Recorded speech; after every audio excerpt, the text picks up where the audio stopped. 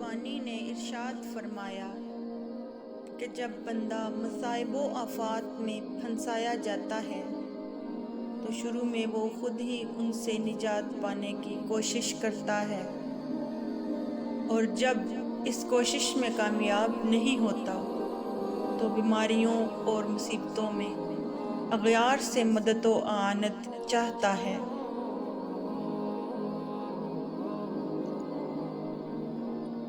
مثلاً وہ بادشاہوں، مالداروں، عہدیداروں اور طبیبوں وغیرہ سے رجوع کرتا ہے، لیکن جب وہ ان کے ذریعے بھی مصائب سے رہائی نہیں پاتا تو پھر وہ اپنے پروردگار کی جانب دعا و آزاری اور حمد و ثنا کے ساتھ مائل ہو جاتا ہے۔ الغرض بندہ جب تک اپنے نفس میں طاقت و توفیق پاتا ہے، رد مصائب میں خود کوشاں رہتا ہے، لیکن بعد میں مخلوقات سے مدد و نصرت چاہتا ہے، اور جب تک وہ مخلوق سے مدد و اعانت اور حاجت روائی پاتا ہے، خدا کی طرف ہرگز رجوع نہیں کرتا، اور جب مخلوقات کی طرف سے بھی اس کی حاجت روائی اور مشکل کشائی نہیں ہوتی تو پھر دعا و آزاری اور عجز و احتیاج کرتا ہوا بے اختیار اپنے پروردگار کے سامنے گر پڑتا ہے، اور اس پر خوف و رجا کی کیفیت طاری ہوتی ہے۔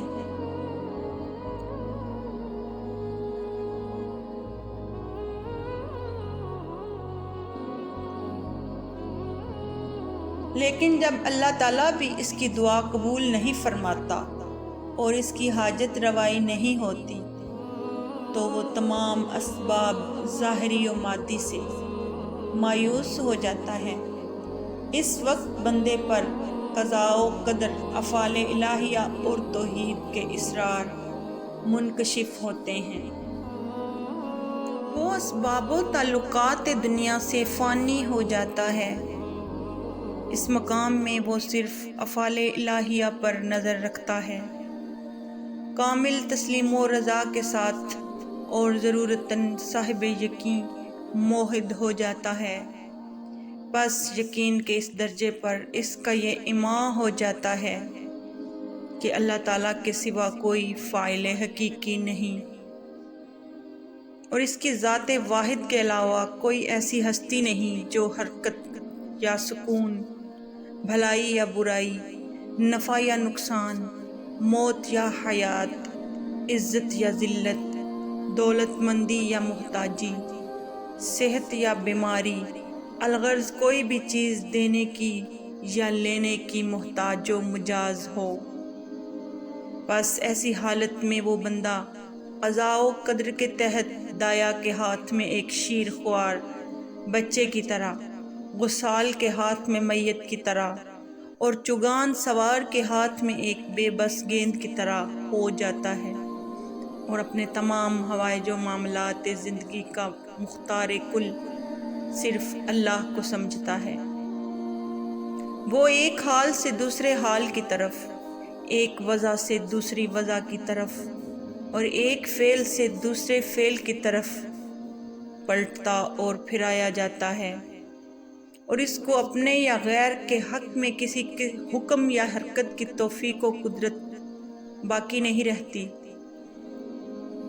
اب وہ اپنے پروردگار کے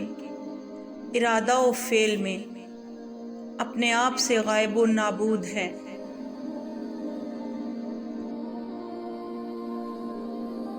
وہ دیکھتا ہے تو مشیت الہی کے ساتھ، سنتا ہے تو مشیت الہی کے ساتھ، بولتا ہے تو مشیت الہی کے ساتھ، اور کوئی بات سمجھتا ہے تو بھی مشیت الہی کے ساتھ۔ اب اس کا علم خدا تعالیٰ کے علم سے ہوتا ہے، اور اس کا کلام بھی خدا کے کلام سے ہوتا ہے۔ وہ اسی کی نعمت سے نعمت یافتہ، اسی کے قرب سے نیک بخت، اسی کے جمال مانی سے بزرگ و آراستہ، اور اسی کے ذکر سے صاحب سکون و اطمینان، اسی کی فکر سے صاحب فہم و ذکا، اور دنیا اور عقبہ میں اس کے وعدوں سے خوش و خرم ہوتا ہے۔ مقام تسلیم و رضا میں وہ حق تعالیٰ سے مانوس و مربوط ہوتا ہے، اور اس کے ہر غیر سے گریزاں اور متوحش ہوتا ہے۔ وہ اسی کے قرب و وصل کی آرزو کرتا ہے اور اسی کی پناہ پکڑتا ہے۔ اس کا رشتہ عشق و محبت حق تعالیٰ کے ساتھ مضبوط و مستحکم ہوتا ہے، اور وہ ہر معاملے میں صرف اسی پر توکل رکھتا ہے۔ وہ اسی کے نور معرفت سے ہدایت پاتا ہے، اور اسی کی صفات عالیہ سے